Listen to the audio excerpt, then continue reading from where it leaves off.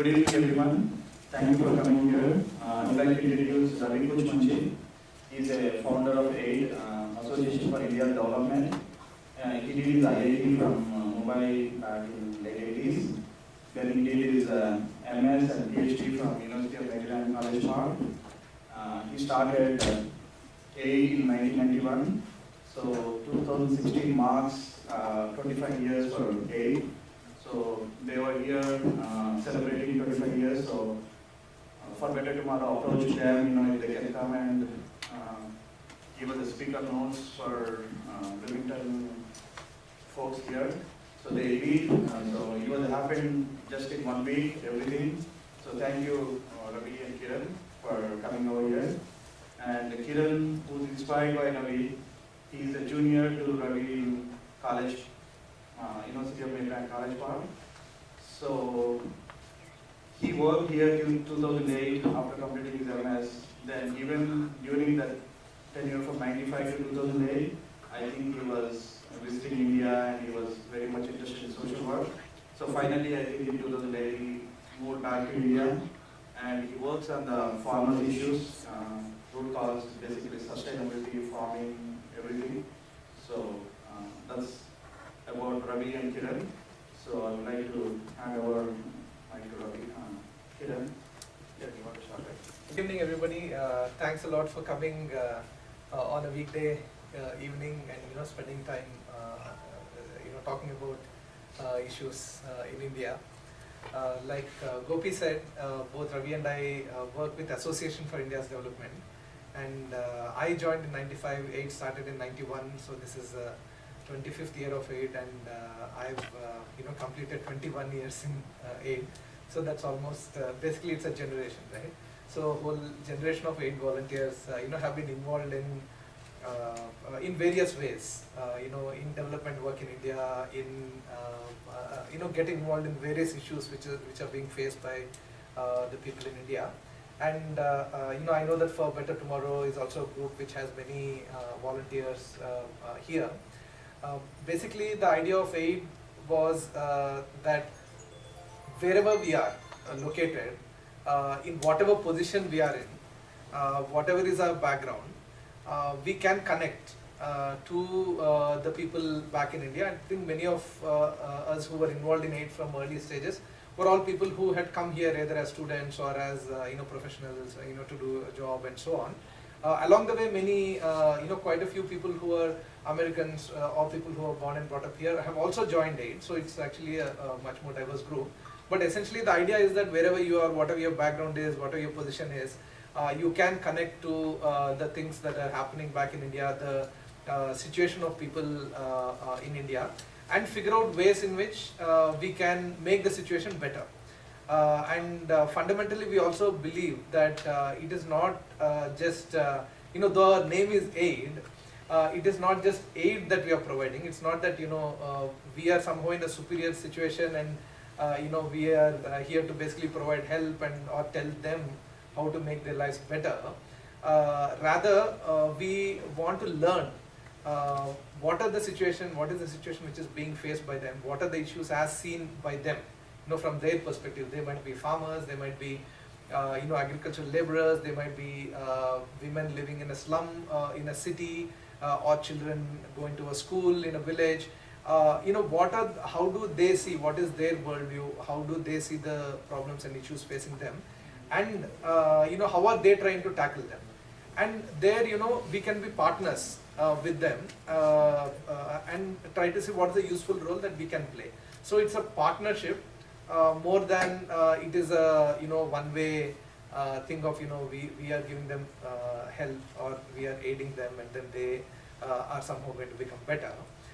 So I think that is a broad notion that we have. I think Ravi will elaborate more on how AID's journey has been over the years. But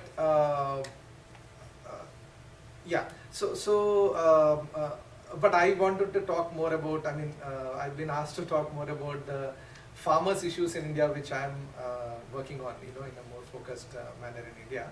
About my own personal journey, I think when I joined in 1995, I was very glad to find that from the very first day, when I landed in the US, like I was telling Gopi, I landed in in the apartment of people who were like the real core group of aid at that time, which was very small at that time. It's just one chapter primarily at the University of Maryland College Park, maybe 10 to 15 volunteers, but they were I remember that when I came to their house for the first time, directly from the airport, I think the first question they asked was, how was your flight, and how was your journey to the US, and all. The third question I think was, do you know about aid?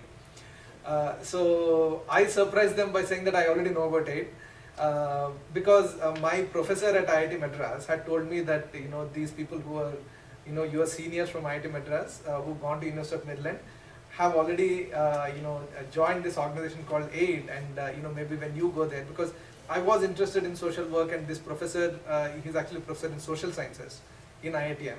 He was getting a lot of us actually interested in how we can contribute to the society. So he had told me that there is this organization called AID, maybe you should plug in with that. So I told them that I already know about AID. So they were a little surprised. I was just a new grad student who had come. But immediately the answer they gave was, welcome to the world headquarters of AID. So there was a vision, that actually this is not just something which is going to run out of one apartment in University of Maryland or something. This is something which has a vision for actually making a larger change in India, which means that there are so many interested people everywhere. So it's not just that if we have started something, we are the only people who are somehow uniquely special, and therefore only we are going to be interested, right? So there are so many people out there. I think in everybody's heart there is a there is a strong notion and a will that we should make a difference in the world. We can help people who are more underprivileged and so on. So how do we tap into that and then create a channel for all of them to get involved? So I think over the years now, AID has about 1,000 volunteers, more than 30 chapters in different parts of the US. And I think quite early in my journey in AID, because I was meeting all these very good social workers, I think some of the best social activists in India, we got connected to them through AID. There could be people who are working on education, health, environment, agriculture, alternative energy, from people like Medha Patkar, who's a very famous and well-known activist, to people who may not be that well-known but who are also doing very fundamental work in their areas. So we got exposed to all the different areas of work.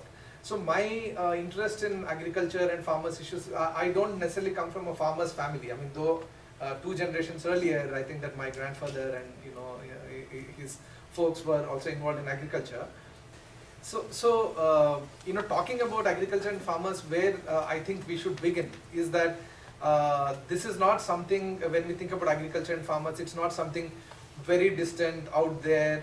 In the remote villages of India, people doing agriculture, and it is somebody else's problem or somebody else's issues, because food is fundamental to life, and in the whole human civilization, if you see, how our food is produced, how we consume food, that is what has actually led to many of the civilizations, because people settled in river valleys and grow food, and and how, let us say, the tribals and Adivasis live a sustainable lifestyle in the village.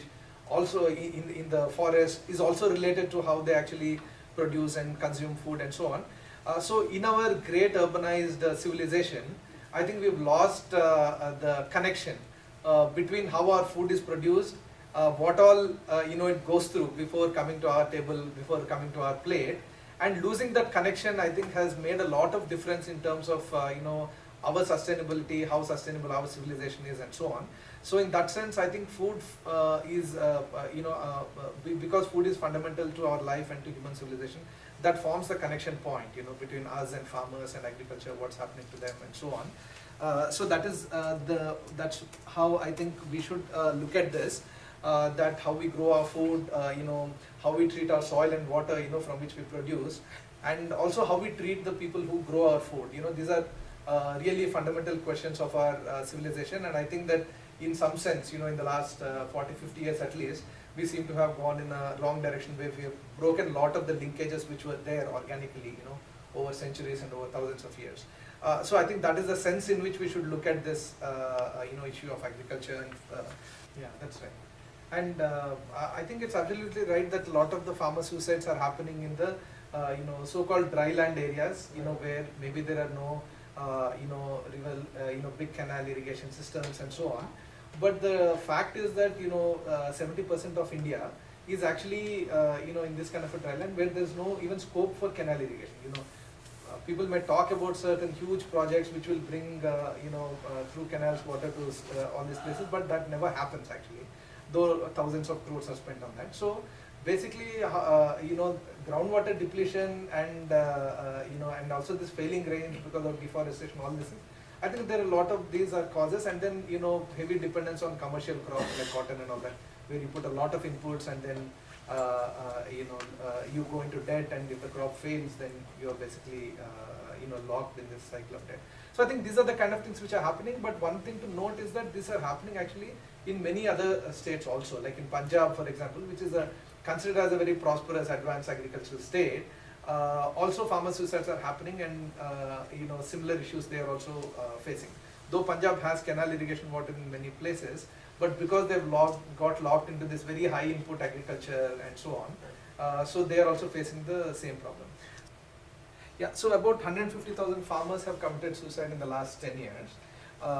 And this year actually is a very bad situation, because in about 360 districts there is actually a drought in various parts of India. For each farmer who commits suicide, there are maybe hundreds more who are facing a similar kind of distress. So it is not just those farmers who are committing suicide, but there's a larger crisis which is there underneath, which we are trying to address. So basically what we are trying to see is, what is it that we can do to help farmers who are committing suicide, and to prevent more suicides from happening. Girl, I think you've seen that. So she was only about 13 years old when her father committed suicide, and because her mother was handicapped and her brothers were not taking care of the family, she had to do real hard labor. I think working brick kilns is one of the hardest hardest conditions basically, and other labor work and so on to just get the family going. So one of the things that we have been doing is reaching out to the farmer suicide families to see how we can provide some basic assistance. In this case, when a TV channel was looking to actually interview farmer suicide families and so on, because we, as a network, we know more than 1,000 farmer suicide families, which people in our network have personally visited and following up on their cases and so on. So we took them to some of these families. This was one of the families, and then that got a lot of donations to help with her education. But we ourselves also have provided about 5 to 10,000 rupees to many families to just continue their children's education, or some small help to restart some livelihood and so on. Basically, this lady, for example, she's a very brave lady, one of the really courageous ladies that I've seen, because she's really picked up so well, after that kind of disaster that happened in her family. And she has 2 daughters, and one of them is also handicapped, and she's really working hard to continue to send them to school and so on. And they just had a half acre of land on which she is growing vegetables and marketing them, and really making a decent amount of income to get the family going. And the kind of help that we provided was about 10,000 rupees to help her buy seed and some initial preparations for the thing. But after that she is going on her own, and we are now providing some help for the children's education and so on. But like you can see, these are actually, in terms of financial help, it is a small amount of help. But in terms of solidarity, giving them a message, some hope that actually you can continue and so on, it makes a lot of difference. So many of our activists are working very closely with these families, and I think this presentation is running away from me. So, so that is one of the things that we are doing, working with the most distressed families. Yeah, just one more thing I wanted to say. is that I mean, she is talking about the kind of income that she gets, right, from selling the tomatoes, like a 25 kg crate, right, which we just filled, you know, in her field. So we found it difficult to even carry that 25 kg crate all the way from her field to her home. But selling that whole thing, if she sells to somebody who comes to her doorstep and buys, they would pay only 100 rupees. But if she takes that, you know, with the help of her children or nephews or somebody, to the market and sells, she'll get 200 rupees. You know, which is still a small amount if you think about it.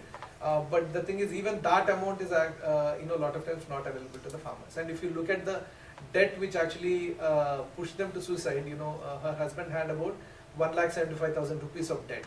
You know, which if you think about it, it's about $2,500 or so. You know, and I've known families, I've visited families where just with 70,000 rupees of debt, they had to commit suicide. So basically, they feel so hopeless in the situation that even with $1,000 or $2,000 of debt, they are not able to actually come out of that. So that's the kind of situation that is being faced. So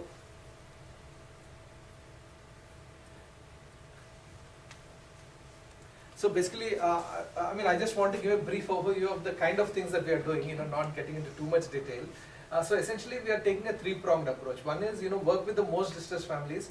It could be farmer suicide families, it could be families which are affected by drought, by a disaster, like in Tamil Nadu, this big floods happened, and we are working with many families whose fields were destroyed. We worked in West Bengal when the cyclone happened. In Kurnool, when this big Tungabhadra floods happened in 2009, we worked there. So working with distressed families is one part of it. The other part is basically working with you know, increasing farmers' income and sustainability.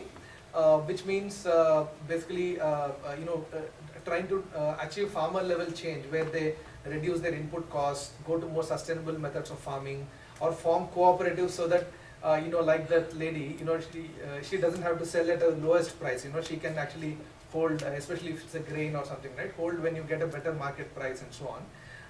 So many such things. You know, how to conserve the groundwater better, you know, to grow your crops. So all these kind of things would come under the second approach. And the third part of it is making governments work for the farmers. So many times the reason why they are in crisis is because many of the government systems are not working. The policies are actually going against the farmers, and that is what is actually pushing them into distress and suicide. So we are doing a lot of advocacy work to put pressure on the government. So that's the reason why we've organized this big, you know, Raita Swarajya Vedika network and so on. So I just want to give you a glimpse of the kind of work that we are doing in these different things. For example, you know, this is in Wardha district in Maharashtra, in the Vidarbha area, which you know, where most of the farmer suicides, I mean, large number of farmer suicides are happening. So this is a family, you know, in Wardha district, where you know, before we started working with them about 6 to 8 years ago. They were making a loss, you know, on an average every year, making a loss of about 1,500 rupees per acre, and they were growing basically only cotton crop, you know, like you pointed out, and with debts mounting. And now, after moving to a sustainable model of agriculture, in the same piece of land, they have about 4 acres of land, they are growing 21 crops, you know, including 15 food crops. And they are making about 21,000 rupees of income per acre. That's the kind of income they are able to get. And they are no longer in debt. And even in a bad year, you know, if let us say the cotton crop fails, you know, the maize crop may survive, the jowar may survive. So at least they have something to sustain their family and not go into distress situation. This is in Anantapur district in Andhra Pradesh, where we are working on promoting millet cultivation, because it's a very dry, one of the driest district in AP and Telangana, where you know, crops like korra, this is a foxtail millet field, can actually give farmers a better sustenance, you know, than total dependence on commercial crops. So this is something that we are doing. And when we are looking at the farmer suicides, we are also trying to see what are the causes. So we make fact-finding visits to many of the farmer suicide families to find out what is exactly pushing them to suicide, and look at those causes and see how we can address the causes. Like one of the things that we find from here is that out of the you know, 40 cases that we visited, about 22 of them are tenant farmers, people who don't have their own land but they are leasing other people's lands. So they are in a much higher problem situation, And we find that most of them don't even get a single rupee of bank loans. So they have to completely dependent on getting high interest private loans at 36% interest rate and so on. Both the families that we saw were actually tenant farmer families. So that is one of the key issues that we have started working on. So as the Raitu Swarajya Vedika platform, we are basically building pressure on the government to do the right thing. Like if it's a tenant farmers issue, they should be recognized and they should be getting bank loans, crop insurance and all these things.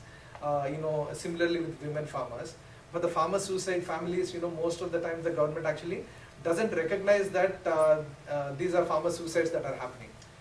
Though they have a system where the farmer suicide family should get a compensation from the government. About 1.5 lakhs of compensation they should get. But if 2,000 farmers commit suicide, the government recognizes only 250 farmers because they don't want to acknowledge the scale of the problem.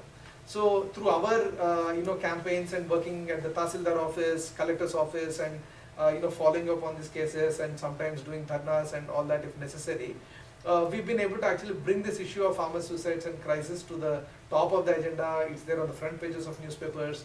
It really puts the pressure on the government that they should. So for example, a few months ago, the Warangal district, in Warangal district, about 293 families were recognized, as farmer suicide families, and they got compensation. We are fighting cases in Lokayukta and High Court, following upon 1,200 cases of farmer suicides and so on. So this is the kind of pressure that we are trying to build. So in the case of tenant farmers, for example, it's a situation where they need to pay a lot more to actually rent the land. So apart from whatever costs of agriculture which are there, they need to pay another 5,000 to 25,000 rupees per acre to rent the land. And they don't even get the bank loans and crop insurance and compensation and all that. So they are in a much worse situation. So the government has brought in the law after a lot of pressure from farmers organizations to give them identity cards. But even after you bring a law, then we have to fight to actually get the law implemented. So this kind of a work actually has to happen at multiple levels. So now we are actually doing a lot of campaign to make sure that all the tenant farmers get the loan eligibility cards and they get bank loans. So these are some of our activities. We write articles in the newspaper. This is in Sakshi newspaper. So we get regularly articles published in Andhra Jyoti or Sakshi or Enadu on these issues, highlighting them.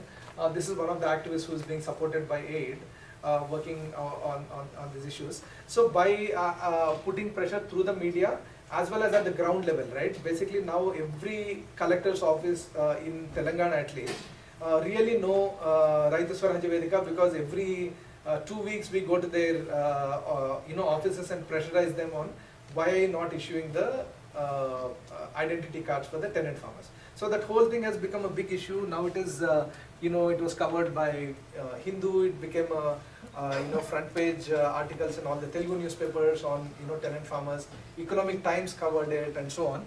So now the government feels the pressure. So for example, all this data, right?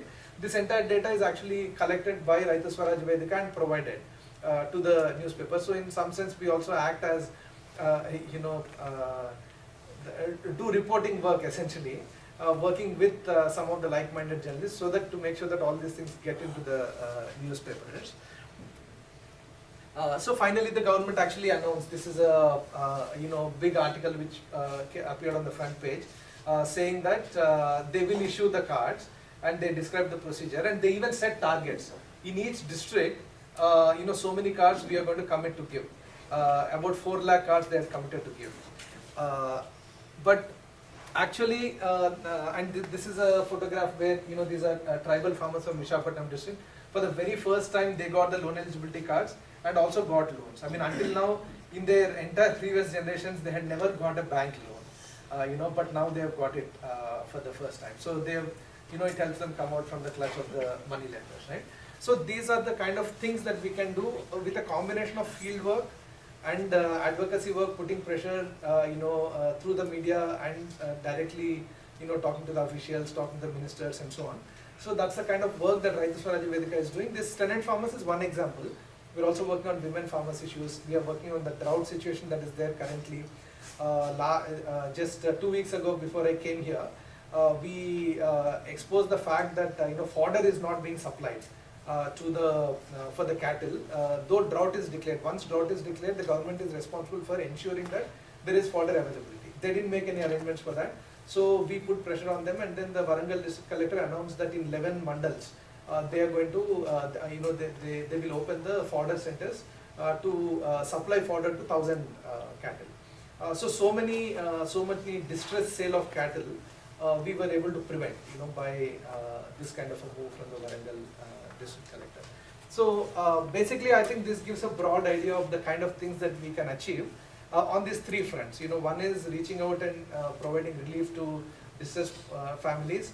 The other thing is building alternative models. Once you build alternative models for groundwater conservation, for sustainable agriculture, then we also pressurize the government to adopt them. And the third thing is, whatever systems are there for the farmers, they should work for the farmers. If they don't work, then somebody has to raise a voice. And each day actually, many policies are being made, many measures are being taken which are against the interest of the farmers. Just yesterday, the minimum support prices of paddy for the next season were announced, and for many crops. If you look at the minimum support price of paddy, it was the government claims that we have raised the minimum support price from 1,400 rupees to 1,450 rupees or something. But actually, if you look at the inflation, it's about 8% inflation rate that is there in India. So just as per inflation rate, it should have been raised to 15-20. Just so that the farmers don't suffer from extra burden, right, due to inflation. It should have been raised to 15-20. It has been raised only to 1470. So we brought this out. We issued a press release saying that you have actually reduced the MSP and not increased the MSP, because effectively, if you take into consideration inflation, they have actually reduced the MSP. So in this drought year, when farmers are committing suicide, when such a big distress is happening, how can you reduce the prices of the farmers? So when we put this kind of a question, then it creates a pressure on the governments. So this is the kind of work that we are doing. I won't get into too much more details. This is a big Sammelan biodiversity festival that we organized in Hyderabad, where about 600 people from across the country have come. So we also have a nationwide network which is also doing these similar things. What we are doing in AP and Telangana, they are doing in many other states also. So this is a Seva Rice campaign from Karnataka. Many leaders, national level leaders from across the country who are working on farmers issues came and spoke in a united voice on farmers issues. So we actually sat and worked out with many of the major leaders, worked out a joint declaration on what the future of the farming should be and what the policy should be. And we released this declaration at the Kisan Swaraj Sammelan. These are people like Metha Patkar and others, Devendra Sharma and all, speaking at the Kisan Swaraj Sammelan. Yeah, I think I'll stop here, basically by saying that our whole effort is that we should all give a collective message to our farmers that we are with you in whatever way. It could be financial support, it could be support in terms of policies, or it could be just expression of support to them, because the thing which is actually driving them into distress is that they feel they are helpless. They feel that whatever happens to them in these remote corners of villages, nobody in the outside world is going to care for them. The political leaders don't care for them, government doesn't care for them. Therefore, they have to commit suicide. That's the only alternative they have. That is the dynamic which we need to change. So let us send that kind of a message of solidarity. Thank you.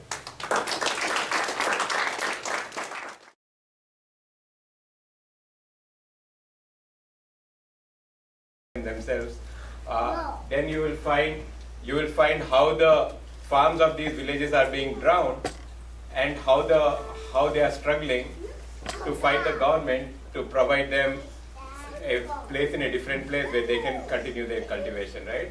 So you will see both Indian democracy at work, just like America is a democracy, India is a democracy. So if the government does something without consulting the people, then people can raise their voice out in India, just like they can do in the US. And what you will see is that how that connects with Gandhi's Satyagraha. How many of you have seen Gandhi? I have heard about Gandhiji. Like all the children know who Gandhiji is. So one of the things Gandhiji did was to stand up to the oppression of the British in India, right? So one of the things this movement does is to stand up to the oppression of the current Indian government in India. And then finally the song ends with how, so if supposing there are, do you know what Swadesh means? Like anybody Hindi, what does the word Swadesh mean? Our country. Our country. So when you're thinking about the people who are living in Indian villages in the hills, when we say Swadesh, whose country is that? Is that our country of people here, or is it their country of the people living in those hills? Swadesh means our country, right? So there are fisher people living in India who are fishing in the rivers of India. There are tribal people living in the forest, living out of the forest in India. So they are living in India and we are living here. So Swadesh is whose country? India is whose country? Our country. Our country. What about theirs? The people living there? It's also their country, right? It's both. So in the movie Swadesh, it is shown as Shah Rukh Khan's country because the movie Swadesh is made for the NRIs here going back to India, and that meaning of Swadesh is also right. In this film, we are showing Swadesh as the country of the village people who have been displaced by a dam, and then they are coming back to their Swadesh, to their villages, to struggle for their rights. And it is in that context that we built a micro hydro system. All these villages do not have electricity. Though the dam is going to come, the electricity is going to go to big cities. Just none of the villages get the electricity from the large dam. So we decided that in the very same villages where there are local waterfalls, we will tap the energy of the waterfalls and light up the villages. And that was the theme which went into the movie Swadesh. So in 1991, when we were graduate students at University of Maryland, what we thought was that, Indian community here has everything that we need from India, right? We have temples, we have Hindi movies, we have food, we have Indian grocery stores, Indian restaurants. But one of the things that seem to be lacking here is the connection with the actual people living in villages of India. Many of us have studied in schools and we have learned that 80% or 70% of India lives in its villages. And yet, when we are here, it seems that we have connected with the religions of India, we have connected with the markets of India, we have connected with the other culture of India, but we have not really actively, in that active sense, connected with the people of India who are living in the villages of India. Though in our heart, we know all those people very well from our childhood because we have interacted with them, right? Many of the people in India, in the underprivileged sections of India have been our friends. They have been the people who have worked in our households. They have been the reason why we have, eaten the food on our plate. One of the things I would think is that the food on our plate, like Kiran is talking about agriculture, it has touched the hands of the poor. It has, they have done something for us, right? It has touched the hands of the person who sowed those seeds. It has touched the hands of the lady who has harvested the crop. It has touched their hand. So whatever they do, whatever has touched their hands is something that we enjoy. But it didn't seem to appear that what we can do can touch their lives. They touch our lives, but can we touch their lives? So this is the idea with which AID started. AID started with the idea that we should create a channel to touch the lives of the people in the villages of India. And our channel had to be an active engagement, so people can discuss, and we found that people are discussing things, but people are not actively doing things. So to make an active engagement, here's the proposal I put up on the Independence Day of 1991, on August 15th. I sent an email saying that, how about considering a village in India that has no school, finding a teacher who would teach in this village, and then would you be interested in contributing $10 a month to be able to support that teacher? It was a very simple mail with just these 3 points, and with the action item, for the young volunteer, for the students here, my friends here who are going to grad school. So within a few hours, about 10 responses I got, people saying that they will contribute $10 a month to be able to support a teacher in a school, and we came up with a meeting. And in the first meeting of AID, we thought that if we create this channel all the way from India to reach the villages of India, it doesn't make sense to only communicate via this channel on one topic, which is education. Because parallelly, you can communicate on all topics. The village may have a farmer's crisis. and they may want to talk to you about that. We may have different interests here. So we imagine different volunteers joining aid. Somebody would be interested in IT, somebody would be interested in farmers issues like Kiran, somebody would be interested in education, somebody would be interested in alternate energy like I was. So the talents we attract here are multiple, and the needs in India and the talents of Indian villages are also multiple, and the challenges we could discuss together could be everything once we create this channel. So it started with this vision that problems are interconnected, so must be the solution, which essentially gave us an ability to work on any challenge in India, right? Any challenge in India. And basically what we thought was that India has produced us to meet all of her challenges. So why limit the scope, to meet those challenges by only taking narrow focuses like education or health, something we understand. But the solutions may be on things that we have to still learn and we have not yet understood, right? So we have to get there. So that was the idea with which AID started, and when we were students, and we were like going around telling people that we want to raise money to support these projects in India. One of the questions that people would tell us was focus on something. So our answer was the focus is the village is the focus. The most underprivileged person is the focus, right? And then the different paths of reaching them are the parallel processing that we can do. They are the efficient solution. So that was the idea with which it started, and one of the things that we have learned over the years, and two things I want to say before I open this up for questions. One of the things we learned was that the most powerful tool of change is what's called, I know many of you also support projects in India, so therefore this is something I think will be useful even for your groups to understand. It's called a rights-based approach. So initially, because we were engineering students, in my mind, in the minds of a lot of my friends, the idea was that, what we are educated, what India needs is education or schools, or it needs health services and so on, right? So we are thinking of what we call as Nirman, or constructive projects, or Rachnatmak Karyakram. Basically, create a school, create a health program. If supposing you find that village people don't have livelihoods, think of creating tailoring center to train the women, vocational training. These are the kind of things, activities that we would naturally think of as science and engineering students, and they form under the realm of Nirman or constructive activity. But the struggles of India are telling us, the lives of the village people, they are telling us that there is a second approach to transforming India, and that approach depends on the power of the village person. So imagine you are a person in a village in India, and you are facing the problem of malnutrition. Your child, you are a poor family, you are an exploited family, and your child, has to go to school. Your child has to get services from the government's Anganwadi center, which is supposed to give an egg every day, and it is supposed to give some dal and oil for the small children. Now your child is not getting that.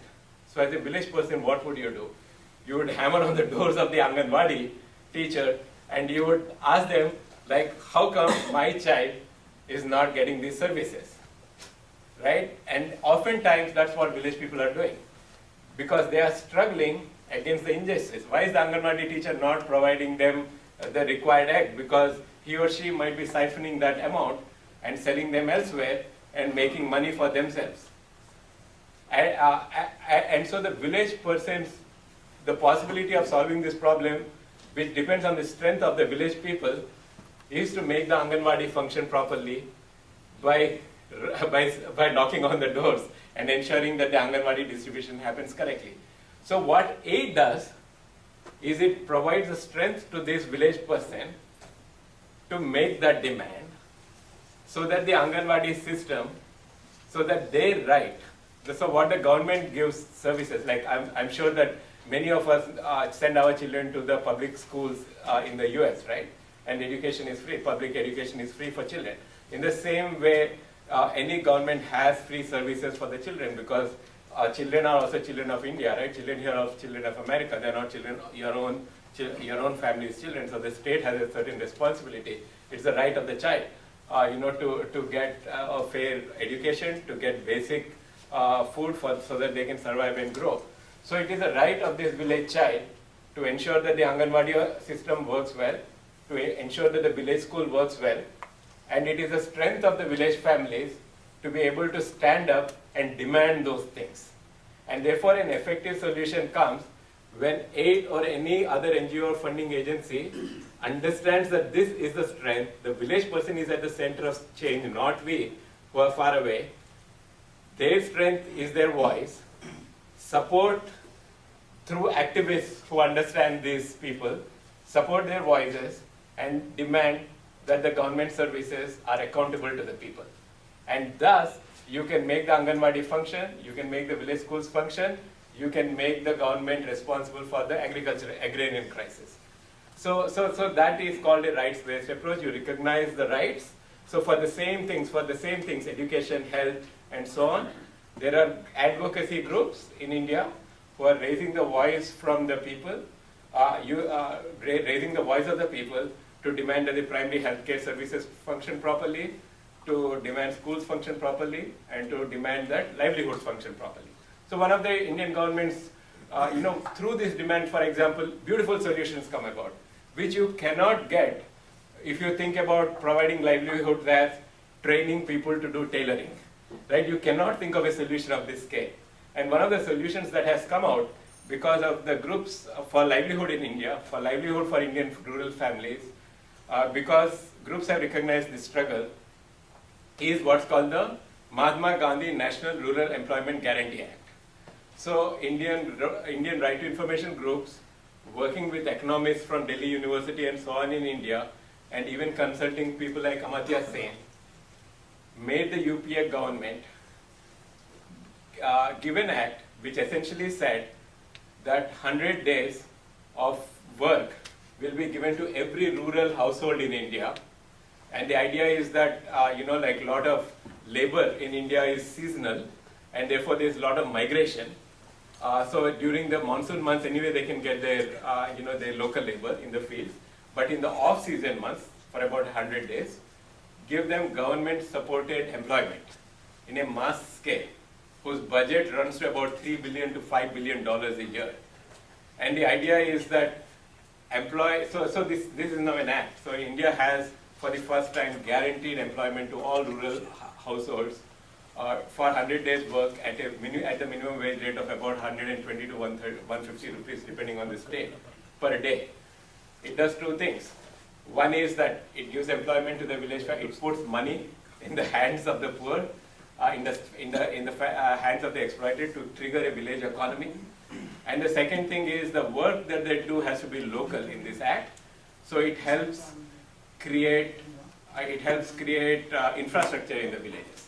Like, for example, it can deepen the village ponds, it can build protective layers to prevent soil erosion in the forest, and so on.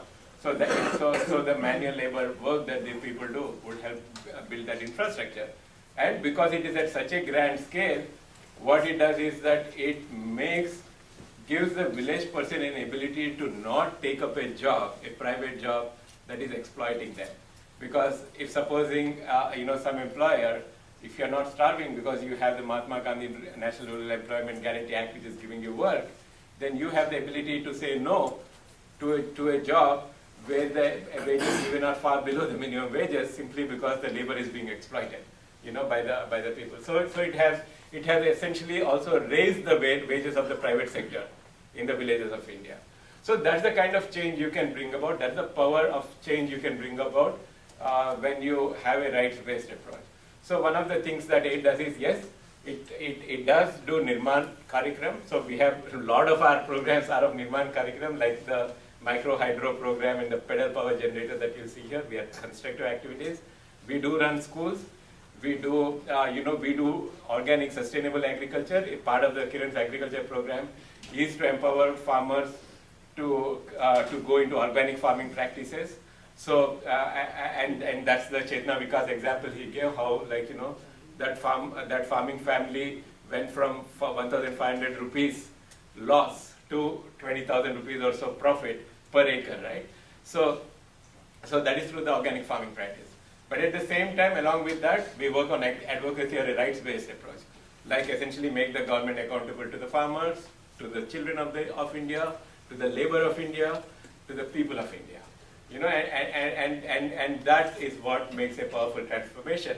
And because we are doing that, we believe in aid that we are working not at symptoms of problems, but we are working on causes of problems.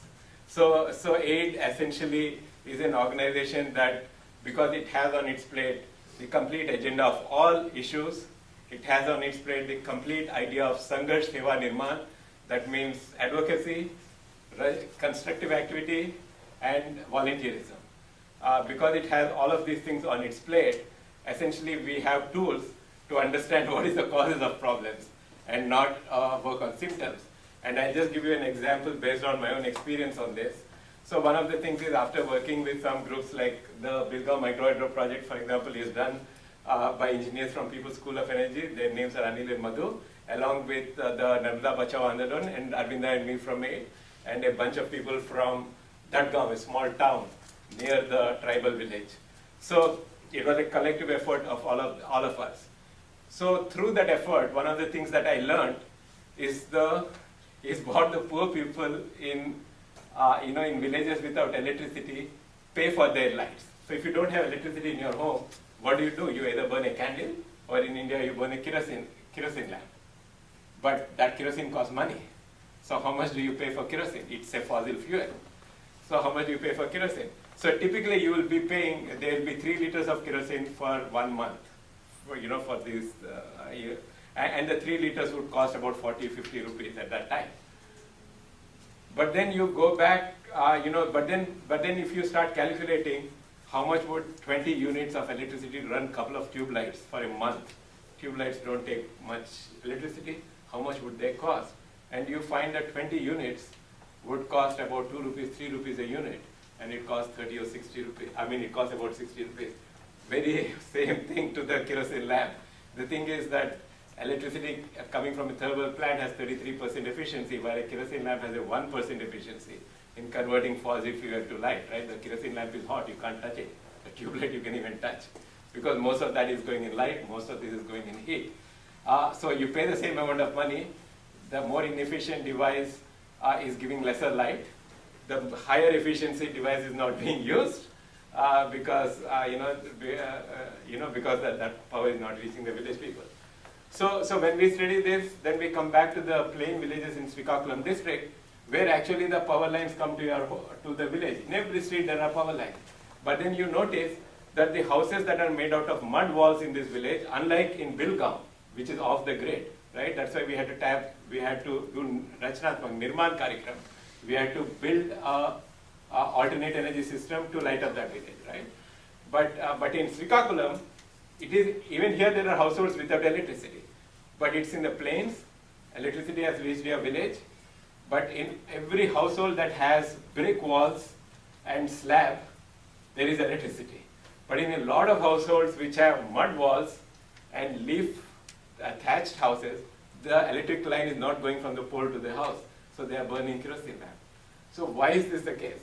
So how come electricity came to your doorstep but not to your house? Previously I used to think, so the symptom is poverty, like you look at it, these are poor people. Previously I used to think that they are poor, they cannot afford the electricity. But now after working in the Narmada Valley, I realized that the amount of electricity they would need is about 60 rupees a day. And like I already told you, 1 day's wage is about 140 rupees, 150 rupees minimum wage. So why can't 60 rupees a month is the amount of electricity, for just running a couple of tube lights? So they can afford it. So why is it that they do not have electricity? And the answer is that to get a meter in their house, they have to apply to the government and they charge 3,000 rupees bribe. So because the engineers charge 3,000 rupees bribe, the village households where the infrastructure exists to your doorstep is not being connected. So the cause here, so the solution here is not to put a solar panel in the house and generate electricity and light up that house, right? The solution is to fight the corruption, because the cause is the corruption. Why is the solution sustainable? Because once they get the electricity, they can pay the 60 rupees a month fee, right? You don't have to worry about it. So it is the initial connection was the bottleneck. So in these villages, we fought the bribes, so that they didn't take the bribes. A person earning 150 rupees a day cannot pay 3,000 rupee bribe. to get a meter, but they can pay 60 rupees per month electricity bill. So once you understand that, you can fight the corruption, and then in the electricity board, and you can ensure that that these meters reach all the people, and essentially the village would move from 50-60% electrification to 95% electrification, like that. When you do that with very, very low cost. So that's how AID uses advocacy and works on causes of problems, and then tries to address issues. So that's been the journey of AID. So it's our 25 years. So one of the things we are thinking of is, now that we have understood all of these linkages, then it would be a good idea to scale the AID effort, both so that it's available in the US in many more places. We have about 30 chapters right now.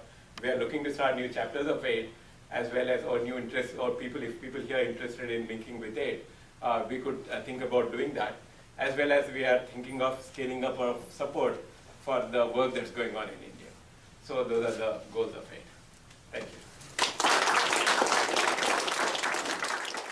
So, I and few others, we met with Kiran last year in India. So we were talking about issues, causes, root causes. So that's how we know Kiran, right? Then last week I came to know that AID has celebrating 25 years in US. So I called them. So every day they're booked except Thursday, right? So I asked them. So they said we can only come Thursday. So they have a event last night. They're going to have an event tomorrow night. So I said, okay, let's see, what can we do, right? Then I said, let's go with this. So we published Thursday. So they started 4 a.m. today. They're going to probably after this, there's a couple of us going to meet. Probably they're going to go late. And tomorrow morning he has a flight at 7 o'clock, and he has some other events. So looking at their dedication is amazing.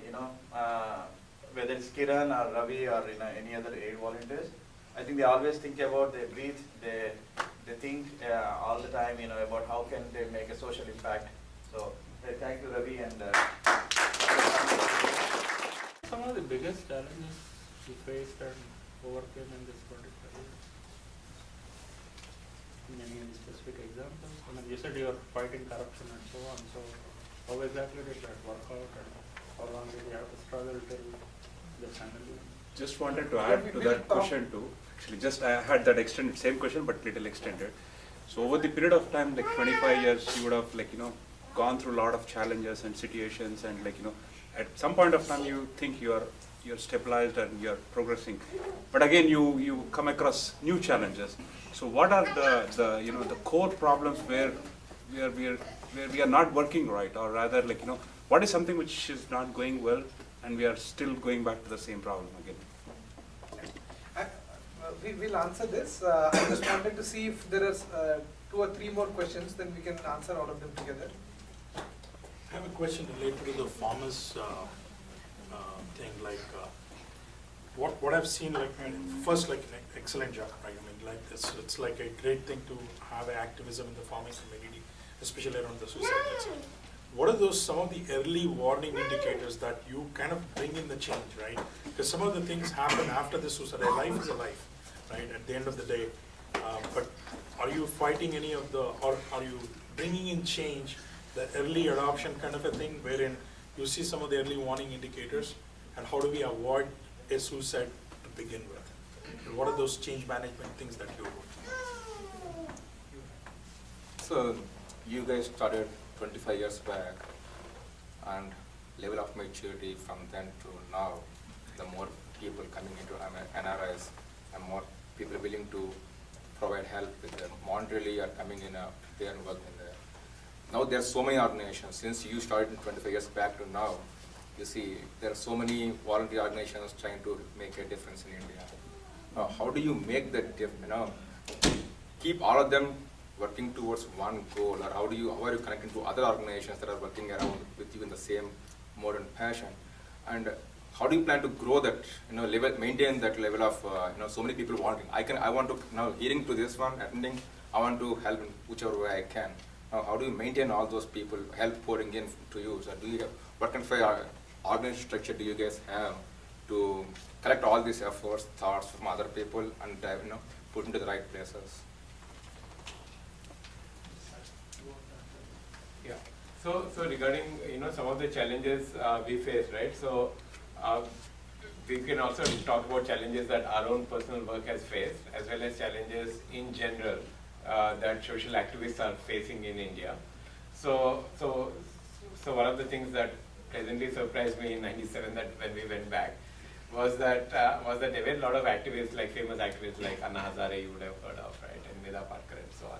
They were challenging the government and holding it accountable, but the government wasn't necessarily, the government was willing to have a dialogue with them. So one of the things that has changed, I think, from about the 2007 period or so, is that if you just go to the Wikipedia page and see the number of RTI, or Right to Information activists killed, you will find that from 2006 or 7, every year there will be a few Right to Information activists that are killed. These are the activists fighting against corruption. So I don't think before that we've heard about major deaths of killing of activists like in India before that period. I mean, some isolated examples will be there, but not at that frequency that every year there will be several activists. So I think the governments have become more I mean, firstly, the people's movements have had, their strength has increased, so they are raising tough questions and they are putting up strong struggles. But the government also is coming down more heavily now than it was coming down before. At a personal level, some of the work we did in Srikakulam district has essentially the kind of threats we have got are warnings. So when we are exposing corruption in the Anganwadi system, we would get warnings on our mobile phones that something would happen to our children, something like that. And typically the warning would include what we have to do, like meet the panchayat leaders and things like that. And at the level at which, like I have worked in the villages, which is not necessarily the same, which is much lower than the level at which some of these RTI activists who have killed have worked. Right? They have challenged much bigger vested interests. So when we are challenging a school or an Anganwadi in the village, it's a much smaller vested interest than challenging a mining enterprise, right? So the kind of things that they would be interested in knowing is whether we are interested in fighting elections or not. So the panchayat leaders are mainly interested in discussing those things, and when we kind of tell them that it's only to make our Anganwadis function, we don't have electoral ambitions and so on, generally, like we have not, personally I have not faced, any other threats than warnings like that in a few occasions. But that's not true of all the activists. So I also wanted to add regarding the challenges. I mean, one is this kind of challenges of pressures that you face in activism. The other thing is, in the villages also, when you're working farmers or other issues like Anganwadi and so on. So basically, one thing is that people also have come to expect that NGOs means that they will do some service delivery. So they are getting funds from somewhere, therefore they are going to run this program or that program, and then from that, let us say, if it's an agriculture program, then we are going to get some seeds or some implements and so on. So a lot of times when we initiate something, the question from the villages is, okay, you're initiating this program, what are we going to get? It is the initial challenge is actually to go beyond that. That basically, see, our whole purpose is not just to give something, because that is the thing which many organizations are doing, so they've gotten used to that, but to try to change the way the situation is. So which means that, if you, for example, this going towards sustainable agriculture, I think that one of our friends was also talking about how to go towards, our soil has become depleted and all that, how to actually make the, things more ecologically sustainable. Then the farmers themselves have to change their practices, for which we will act as resource persons, we will act as facilitators, but not just in distributing something and then leaving from there. So I think once they start trusting that actually we are trying to work for real change and not just distribute something, then they actually come around, at least some of them come around and start working with us and seeing them than the other people. So I think that kind of the deeper change that we try to achieve always has more challenge. If you want to just go and distribute some relief material, then actually that is an easier way of work. So I think that is one of the challenges that we face, because what we are trying to do is we are trying to organize people so that they can actually solve their own problems. right? So that is, I think, one of the challenges. And some of the new challenges, what he was talking about, I think one thing is that the governments are becoming more, more oppressive about people who are raising their voices on issues. So that is one thing which is there. And the other thing is, how to address this, total commercial approach of many NGOs also, which is there. Instead of that, how to actually move towards a more empowerment base. People should be empowered so that they are able to address their problems. I think that's one of the things that I would like to say. And with respect to your question on farmers, right? Can you just repeat? Yeah, I just want to see, like, if there are any early warning type. Yeah. So That's a good. farmers. Yeah. So that's a good question. So we are also actually grappling with that. Basically, our goal is not only to help the farmer suicide families, but actually to prevent farmer suicide. So we are working in some. We've selected some blocks where we are working in a more focused way.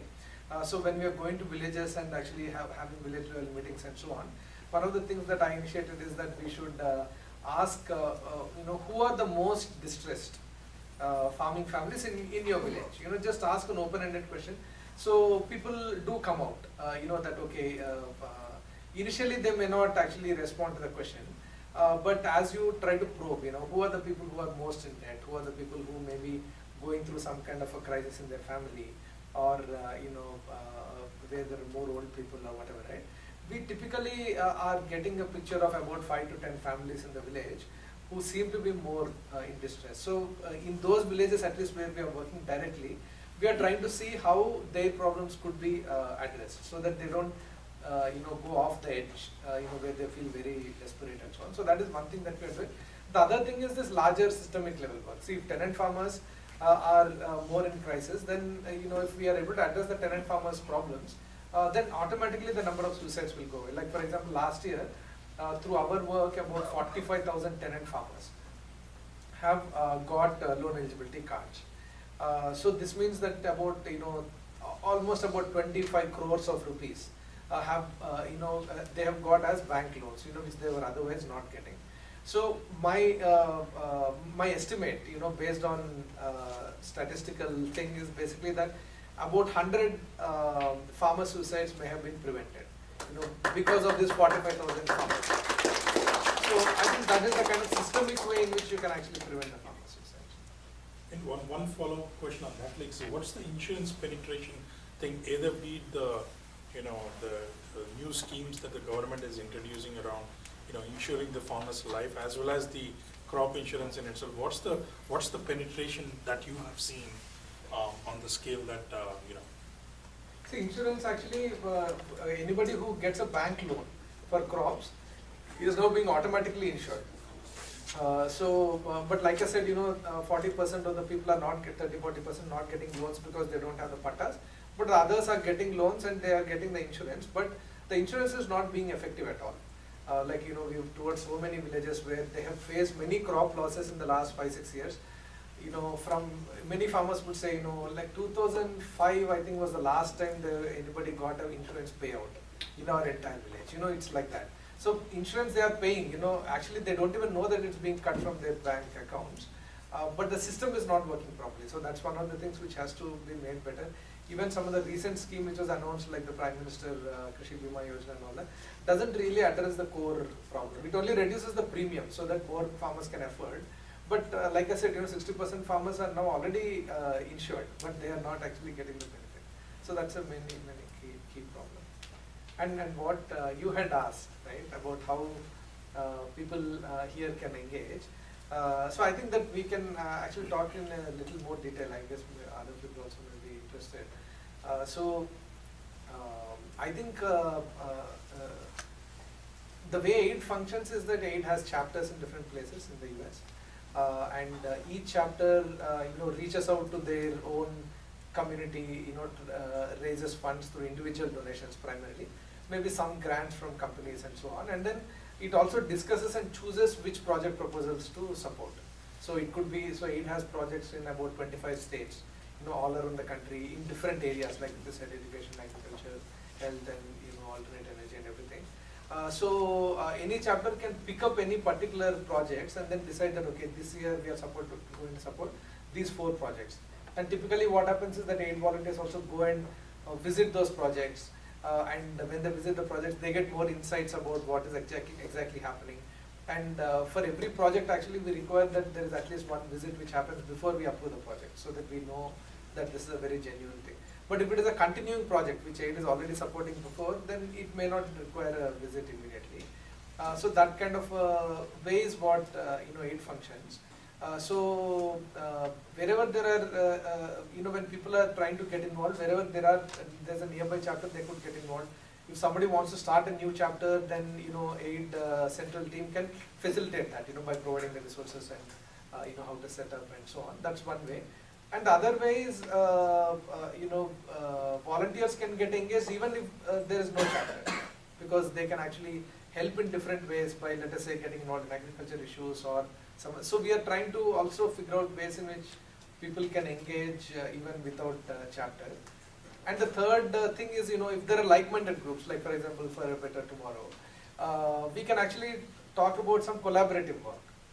Because AID has already done a lot of work in identifying good NGOs, good partners, and some field work that AID groups are doing in India and all that. So if let us say For a Better Tomorrow is looking for good partners, let's say in Maharashtra or somewhere else, then that is where AID and Equity can collaborate. We can jointly support certain projects, so that we don't need to duplicate the work of finding good partners. So 4th way is, there is a donation box out there. On your way, you can put checks, cash, whatever.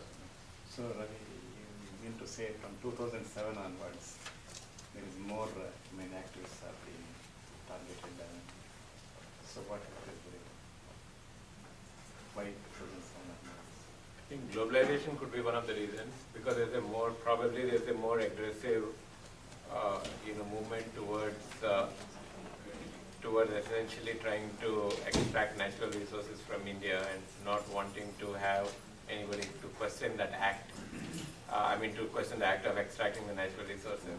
So that's one of the things that one can think of, but it could also be basic. Globalization certainly would be one of the reasons, right? Because it has essentially scaled up the way in which natural resources are extracted and transferred, and how big money comes in. So, but in general, I think there's also a failure. There's also a failure of dialogue between the government and civil society voices. See, 2007 may not be particularly 2007. Roughly, I think in the last 5-6 years, the thing has become worse. And I think part of the reason is, if you look at the overall scenario, certain big money interests, trying to totally control the way that decisions are made. Basically, in a democracy, people should be involved in the decision-making process. But, when people are involved in the decision-making process, some of the things, let us say, there's some company, I don't want to necessarily name a particular company. In agriculture, we are dealing with certain companies. Some other field, they are dealing with other companies. Desperately wants, to make some billion-dollar investments to do some project and so on. But democratically speaking, many people there find that, their own livelihoods are going to get damaged by this. Therefore, we don't want this to happen. So then, people who are actually going to support the democratic processes try to resist this or demand more information. Do we know the environmental impact of this project? Have we consulted the people? Have we done the public consultations? All these things.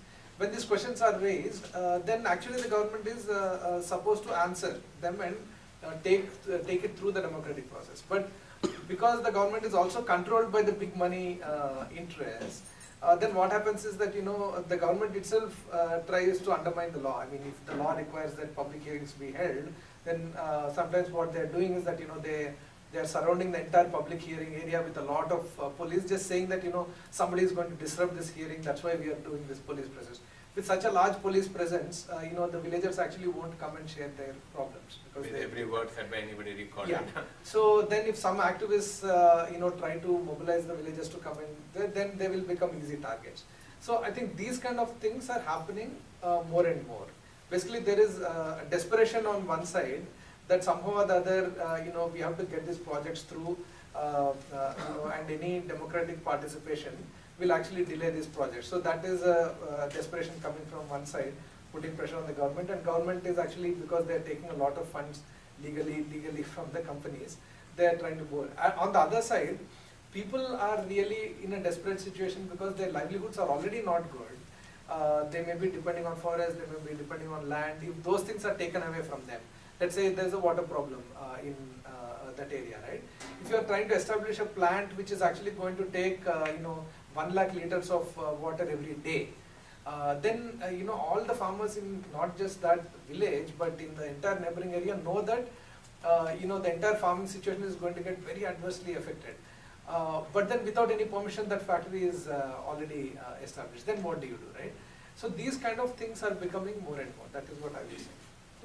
Is this association focusing on the weavers' activity also? Those who are getting suicides, so many suicides are in India. To a certain extent, I mean, Just that like is there on the our ones- radar, definitely. Like my wife, for example, she herself is a handloom weaver. She works with handloom weaver cooperatives, forming them and getting better livelihood for them through better designs and all these things.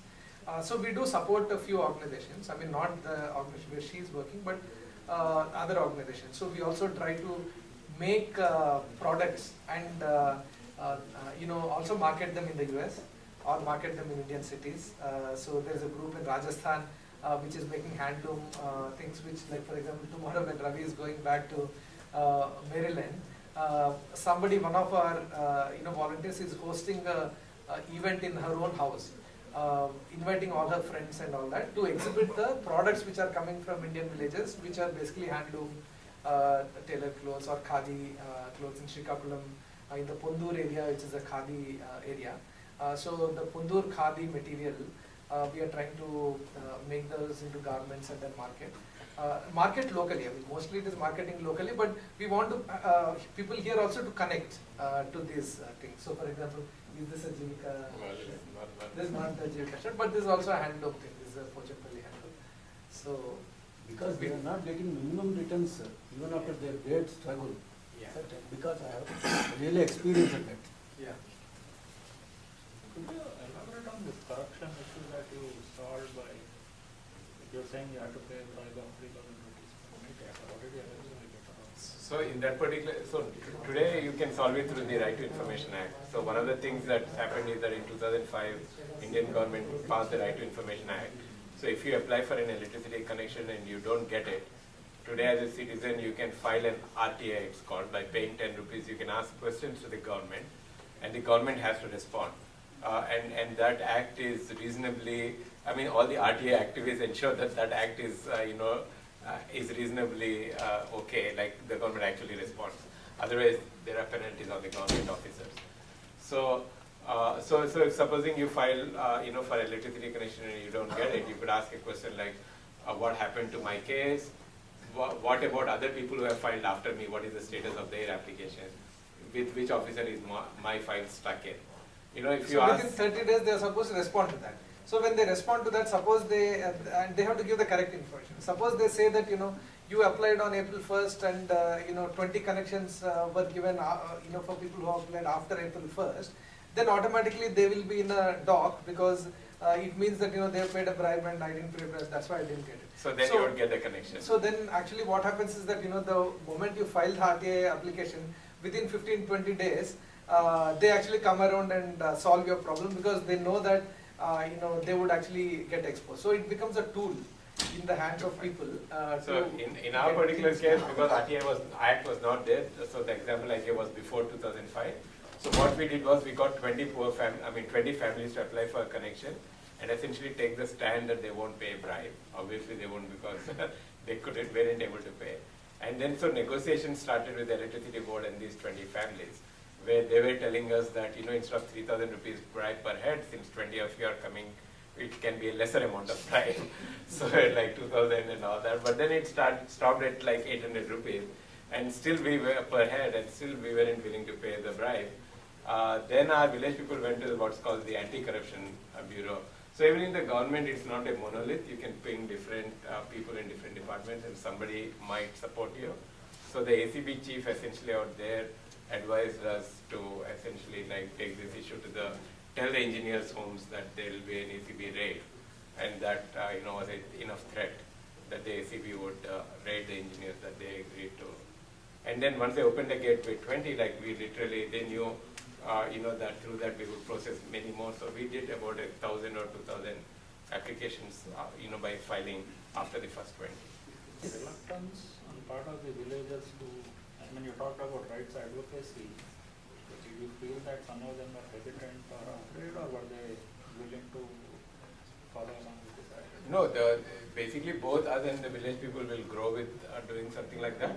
So, for example, in Srikakulam district villages where we have worked, if supposing our village volunteers or our village, village workers, they go to the Mandal Revenue Office, like to any of these offices, right, for anything before they file an RTA, for example, they would not be given the information, they would not even be like, they would not even speak to them. But the same village youth filed one RTA on that office. For example, like they have filed RTAs if supposing an epidemic or if supposing a health situation broke out in a village, several people got sick, and then newspapers also started reporting, but the health department hasn't visited the village. So you could, we have filed an RTA through village people, right, on what's happening in that village, right? So once you file RTI, then essentially because they have to respond, or if you say that in Anganwadi situation where we file an RTI, like what are the village kids to whom, how much grain, and what are you giving every month? Like give us the names and give us the amounts and which days were the distribution done. So it's a lot of work from the government employees who haven't given those grain to cook up this data to give it to us. And if they don't, and we file another thing, then it goes to Hyderabad or some other, like their boss. And then it has happened that these people have been told to give this information and apologize to the village people, and at their own cost, right? Xerox these things at your cost. So once that happens, and then the same village person goes, they'll say, all our office, whatever you want, you look at the files, do not file an RTI. So when the village people experience these things, it makes a change. See, I think overall, I think the boldness and courage among the village people to ask questions, ask questions to their own sarpanches or even MLAs when they come, to campaign or whatever it is. I think that is actually increased over the last 15-20 years. I feel that actually the boldness and courage among the grassroots level people, and some, especially the sections of people, like Dalits and others, who earlier did not even, have that, they were not even in a position to actually open their mouth, kind of a thing. Now I think that they are asking questions and they are putting the people on the spot and so on. So I would say actually the situation that way has become better, though there is still a long way to go. So anyway, it's very good that actually so many of you have come, and in fact we would like this engagement to continue further, and figure out how we can do some collaborative work and so on, because there's a lot of interest in all these different getting involved in the kind of things. Maybe we can continue. Sure. So thank you very much. So and spending your time almost 2.5 hours, on a weekday. Amazing. Thank you.